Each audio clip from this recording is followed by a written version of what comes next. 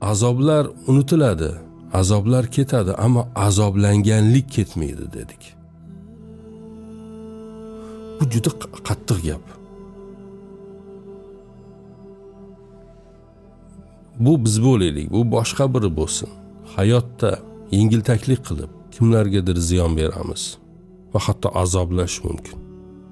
Bu azoblangan paytdagi og'riqlar tugaydi, ko'z yoshlar quriydi. Bir kuni u azobdan ingragan yuzlar balki kuladi hayotda. Ya'ni shunday hodisalar, voqealar bo'ladi, u endi tabassum qiladi. Har doim bir xil bo'lmaydi hayot. Ammo hech bir zamon u azoblanganligi ketmaydi undan. Hech bir zamon u azoblanganligi ketmaydi undan. Azoblar unutiladi, azoblar ketadi, ammo azoblanganlik ketmaydi dedik. Bu juda qattiq gap.